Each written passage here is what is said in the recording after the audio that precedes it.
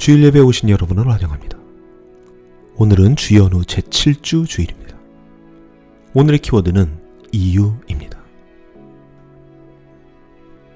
기도를 요청하지 못하는 성도들이 너무나 많습니다. 그것도 자신이 출석하고 있는 그 교회에 말이죠. 우리가 흔히 기도 제목을 오픈하기 어렵다 이렇게 말하는 교회의 기도를 요청하지 못하는 문제는 사실 어제 오늘 이야기가 아닙니다. 꽤나 오래전부터 있어왔던 얘기죠. 그리고 현대 교회는 이 문제를 해결하지 못한 채 마치 난제와 같은 문제로 그냥 방치하고 있습니다. 그냥 기도 요청을 못하는 그 사람이 문제라고, 교회를 향한 믿음이 없어서 그렇다고, 결국 그 사람이 문제가 있는 거라고 아니라고 간편한 답을 내어버리죠. 하지만 정말 그럴까요? 그들이 교회의 기도 제목을 오픈하지 못하는 이유는 우리 모두가 잘 알고 있습니다. 그들의 기도 제목이 교회의 소문이 되기 때문입니다. 병을 낫게 해달라고 기도를 요청했더니 왜 그런 병이 난 거냐 이렇게 소문이 나고, 남편이 전근을 간다고 기도를 요청했더니 그 전근을 가게 된 이유에 대한 무성한 소문이 나는 겁니다. 심지어 나는 큰 문제라고 기도 제목을 내어놓았는데 저것도 기도 제목이냐고, 배가 부른 게 아니냐고, 그런 소문까지 나게 되죠. 이러한 사정이니 자식 문제, 가족 문제, 물질 문제 같은 건 아예 내놓지도 못합니다. 어떻게 소문이 날지 너무나도 잘 알고 있기 때문입니다. 그렇게 성도들은 입을 닫게 되고 공유되지 못하는 기도의 제목들은 허공으로 흩어져 버립니다. 이 문제를 인식하고 있는 몇몇 교회들은 성도들이 입단속을 시키면 된다고 그렇게 대처하고 있지만 이 역시 아니란 대처 방법이죠. 원래 임금님 귀는 당나귀 귀인 겁니다. 원래 그러한 방법은 근본적인 해결책이 되지 못합니다. 입단속 정도로는 기도 제목이 소문이 되는 것을 결코 막을 수 없습니다. 왜냐하면 기도 제목이 소문이 되는 근본적인 이유는 전혀 다른 곳에 있기 때문이죠.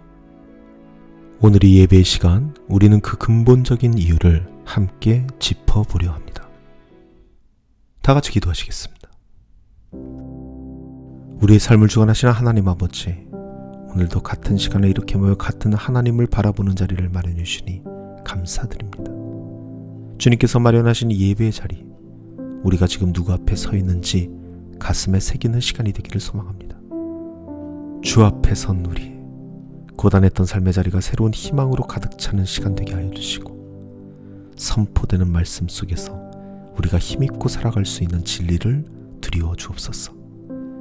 오늘 바치는 이 예물에도 축복하여 주시고, 이 예물이 이웃을 사랑하고 섬기는데 온전히 사용되게 하여 주옵소서. 우리를 죽기까지 사랑하신 예수님의 이름으로 기도드립니다. 아멘.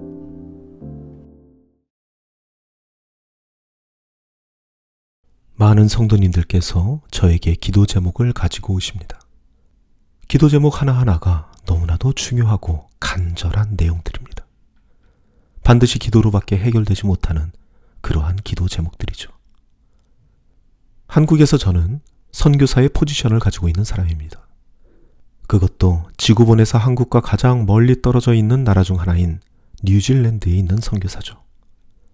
그래서 그나마 그 기도 제목들을 편하게 말씀하실 수 있구나, 그렇게 생각합니다. 소문이 날 염려가 별로 없으니까 말이죠. 주신 그 기도 제목들을 하나하나 놓고 간절히 기도하면서 언제나 제 마음속에는 항상 깊은 아쉬움이 남습니다. 이 기도 제목들 하나하나가 교회의 아름다운 연합을 만들어낼 수 있는데 왜 항상 이 귀한 기도 제목을 소문을 만드는 데 사용할까? 라는 아쉬움입니다. 기도는 호흡과 같습니다. 생명을 잃어갈 때 사람은 그 호흡도 잃어갑니다. 기도는 교회의 호흡입니다. 교회가 기도를 잃어가면 그 교회의 생명력도 잃어가는 것입니다. 교회가 기도 제목을 서로 나누고 공유한다는 것은 힘차게 숨을 쉬고 있다는 증거입니다. 하지만 기도의 제목을 더 이상 공유할 수 없다는 것은 그 숨쉴 힘조차 점점 사라지고 있다는 말이죠. 그래서 교회는 입단속을 시킵니다. 그래서 기도 제목들은 항상 은밀하게 공유됩니다. 하지만 그건 해결책이 될 수 없습니다. 사람의 입은 단속한다고 막아지는 것이 아닙니다. 너만 알고 있어 라는 이 말이 얼마나 어리석은 말인지 우리는 너무나도 잘 알고 있으면서도 교회에서는 그렇게 하라고 가르칩니다. 어째저째 그 비밀이 지켜진다고 해도 비밀이 있는 곳에는 항상 특권의식이 있습니다. 그리고 그 특권의식은 항상 분열을 가지고 옵니다.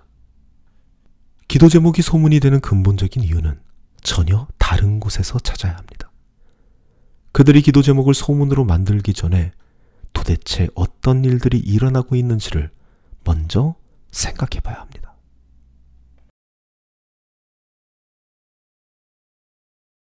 오랫동안 신앙생활을 해온 한 자매님이 있습니다. 어느 날 귀가 불편해서 병원에 가서 진료를 보았더니 귀 안쪽, 즉 중이에 종양이 생겼다고 했습니다. 수술로 제거는 가능하지만 아마 완치는 힘들 거라고. 청력이 회복되는 것도 어렵고 이명도 그치지 않겠지만 그래도 지속적으로 관리받으면 생명에는 지장이 없는 종양이라고 의사 선생님께서 말씀하셨습니다. 무거운 마음으로 집으로 돌아와 가족에게 알리고 교회에 가서 기도하며 곰곰이 생각해보니 나에게 왜 이러한 병이 생겼는지 하나님이 원망스럽기도 하고 내가 뭔가를 잘못해서 그런 건지 그러한 죄의식도 갖게 되었는데 그래도 생명에는 지장이 없는 종양이니 이것만으로도 참 감사하다는 생각을 가지고 기도하고 있었습니다. 그런데 그 자매의 사연을 듣고 교회에 찾아온 어떤 목사가 잠시 위로의 말을 전하더니 대뜸 이렇게 말을 했더라는 거죠. 자매님께서 그런 못된 병을 갖게 되신 그 이유를 하나님께 물어보시라고. 아마 과거에 무언가를 잘못한 것이 있을지 모른다고. 평소에 하나님께서 주신 은혜에 감사하지 못하고 작은 일에도 기뻐하지 않은 것들도 이유가 될 수 있다고. 그렇게 당신의 죗값을 다 고백하며 회개하라고. 그러면 낫게 될 거라고 이렇게 말을 했더라는 겁니다. 네, 이 이야기는 아시는 분들은 아시겠지만 제 아내의 이야기입니다. 제 아내가 직접 경험한 이야기죠. 오해가 있을까봐 말씀드리지만 여기서 등장한 목사는 제가 아닙니다. 제 아내와 친분이 있는 다른 목사님이죠. 기도가 소문이 되는 이유는 이런 목사가 있기 때문입니다. 이런 생각을 갖는 사람들이 있기 때문입니다. 이렇게 생각하는 것이 당연한 그런 교회 문화가 있기 때문입니다. 병이 나면 우리가 해야 할 일은 단 하나뿐입니다. 병을 고치는 겁니다. 그 아픈 사람을 위해서 무언가를 한다면 병이 고쳐지길 간절히 기도하는 것이 정답입니다. 그런데 병이 났는데 그 병이 난 이유를 찾으려 합니다. 병이 왜 났겠습니까? 그 이유는 우리가 알 수 없습니다. 가족력일 수도 있고 건강관리를 잘 안 해서 날 수 있고 환경이 좋지 않아서 날 수 있고 스트레스 때문에 날 수도 있고 이 모든 것들이 복합적으로 작용해서 날 수도 있습니다. 정말 하나님께서 그 병을 나게 했을 수도 있습니다. 하지만 어떻게 병이 났던지 간에 가장 우선시 되어야 할 것은 그 병을 낫게 하는 겁니다. 그것이 바로 교회의 할 일이고 우리 크리스찬들이 할 일입니다.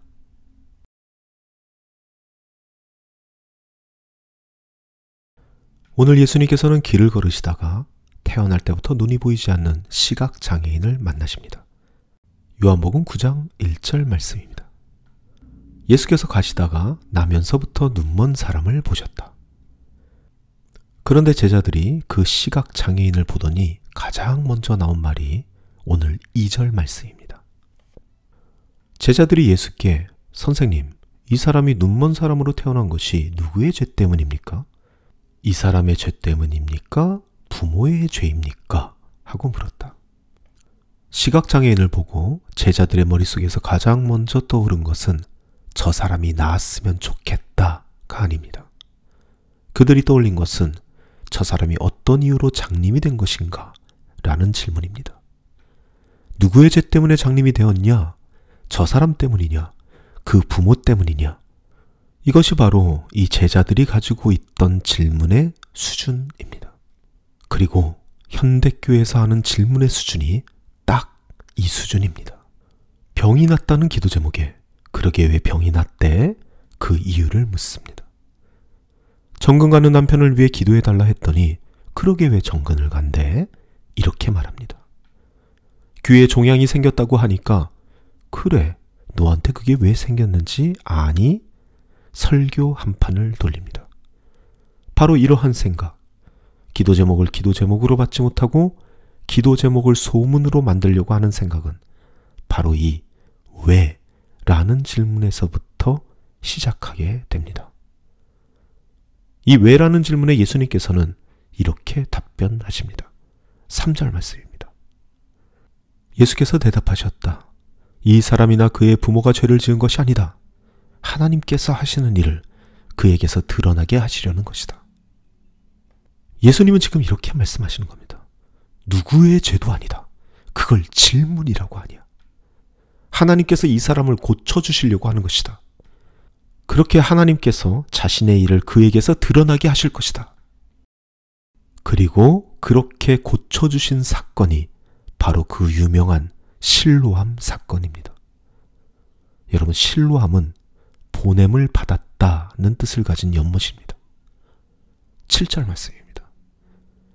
그에게 실로암 못으로 가서 씻으라고 말씀하셨다.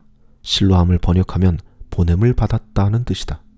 눈먼 사람이 가서 씻고 눈이 밝아져서 돌아갔다. 우리 앞에 병자가 있는 이유, 그를 위해 기도하고 고치라고 하나님께서 그들을 보내신 겁니다. 우리 앞에 가족 문제를 가지고 나오는 이유, 그 문제를 위해 기도하고 그 가족 문제가 해결되라고 하나님께서 보내신 기도 제목입니다. 그 이유를 찾으라고 보내신 것이 아닙니다. 고침받고 해결받으라고 보내신 겁니다. 그 사람들이 그 고난을 받고 있는 이유를 밝혀내라고 보내신 것이 아닙니다. 하지만 그동안 제가 경험해온 교회는 항상 그 이유를 찾아왔습니다. 그 이유들 대부분은 목사들을 통해 해석되어 왔습니다. 마치 자신이 하나님인 양, 하나님의 비밀을 모두 아는 양, 성도들의 고난을 해석하고 그 이유를 분석하고 그렇게 2차 가해를 가해왔습니다.